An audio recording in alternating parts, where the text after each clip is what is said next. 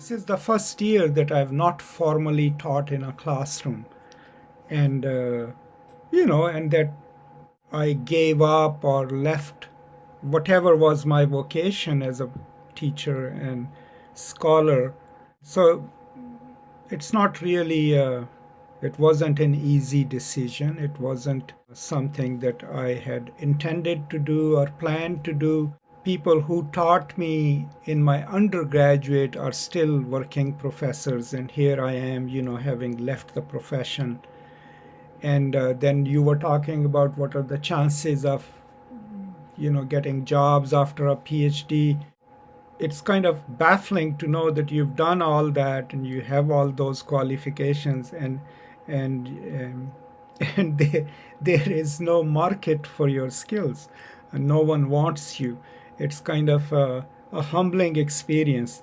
So Pakistanis don't want me because people in power, uh, I don't even know, I obviously they don't want someone who will ask questions, and in United States it's impossible to re-enter the academy at my age. So here I am, with all the things that I have to offer, and no one to institutionally offer it to.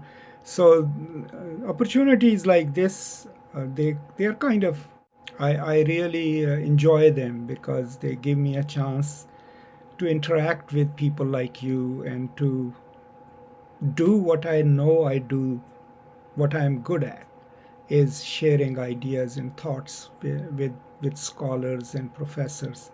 So thank you so much for giving me that, and for your patience, and for your kindness and curiosity in asking questions.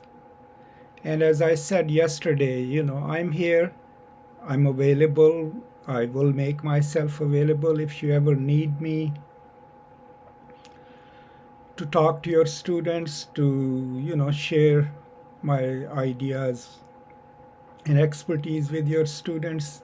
You can always reach out to me. I will make time for anyone in Pakistan, but especially for you all. So thank you so much.